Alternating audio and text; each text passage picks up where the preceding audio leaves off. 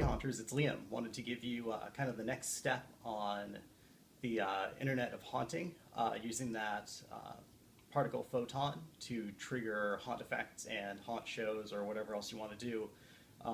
I had at least one comment or maybe more that expressed some concern around just constant triggering, and I absolutely agree. That was one of my big concerns as well, just thinking about, you know, people are going to jump on the website, they're going to be standing in line and just hitting the button, and either your show's going to keep going or keep looping and drive your neighbors nuts, or, you know, the startle effect or whatever you're using is just going to keep going off. And I mentioned that I'm actually going to handle that at the controller level. So I've kind of got two different things going on here. So first I've got the photon that I talked about from Particle, that's actually getting the signal from the website through my Wi-Fi. And what I'm doing from here, even though this is an Arduino and can do some control on its own, typically I use EFX-TEK controllers. I just find that they're a little, more expensive than some options, more expensive than the Arduino, but I find them to be, number one, really reliable, very easy to program. I've been using them for over 10 years, I'm sure. Right around 10 years, probably. Yeah, this one says 2005 on it. So yeah, right around 10 years. And they're super easy to use, super easy to set up. I've got a ton of them already. And I like them. Nice dudes run the company. So so that's what I use for my prop control. So I'm not really ready to migrate to, or I'm not going to migrate to something else for prop control. I'm going to stick with EFX-TEK, but I do want to have the ability to do this sort of, Internet of Haunting, remote triggering, or whatever it may be. So what I'm doing is that I'm using the photon, like I said, to take the signal from the website. So if you hit the button on the website, it's going to start the show or do the startle effect or whatever we talked about in the last video. But what it's doing is it's also sending a trigger. Instead of just lighting up this LED like I showed you guys last time, it's actually sending information. It's basically kind of like a switch, and sending a signal to the prop 1 that's saying, hey, start the show.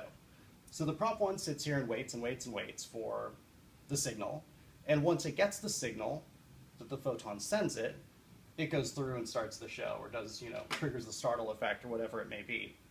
So I'm going to show you guys how this works.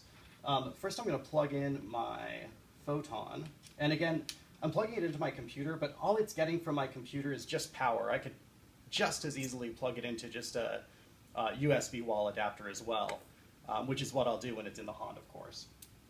You can see it's turned blue, so it's connected to my Wi-Fi. And now I'm going to actually turn on my prop 1 also. All I've got is just an LED. I just wanted to get to the point where I knew that the prop 1 was being triggered by the photon, so that I can show you guys what this does.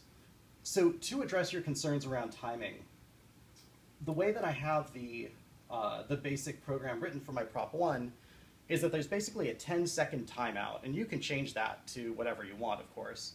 I just set it for 10 seconds, so there's a 10-second timeout. So number one, while the show is running, the prop 1 doesn't care if the photon's saying, hey, trigger, trigger, trigger. It says, I'm already busy, leave me alone. And also for 10 seconds after that show completes, it's also saying, you can do whatever you want. You can try to trigger me, but nothing's going to happen. So I'll show you this. So I've got, again, the website up.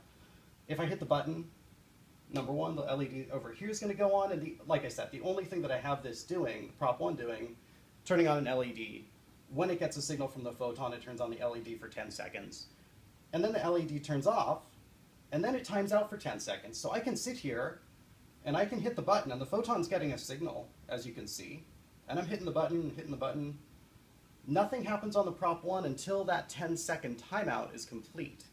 So again, you can totally customize that. You can change that to whatever you want it to be. If you don't want anything to trigger for another 30 seconds, you can set it for that. If you're doing like a light-o-rama show and you don't want that to re-trigger for 2 minutes, you can set that 2-minute timeout. It depends on what you're doing. You can even set that timeout just on the photon itself, of course. But it's really up to you. You can kind of handle this however you want, and there's a lot of flexibility just because of the hardware and software that's being used. You don't have to build that into the website. I wanted to do as little web development as possible, especially for just demo purposes, just so you guys could see what it does. But all of this is being handled on these controllers, and a lot of those controllers that are out there will do the same thing. So again, you can see I'm clicking the button and clicking the button. Photon's getting a signal, but the prop one says, nope, I don't care. I'm not doing anything. So I think what I'm going to do is kind of like some of my other articles. I'm actually going to put it together. I'll put a PDF together at some point. Just kind of walking you through, what wires go where and what the basic program looks like on both sides.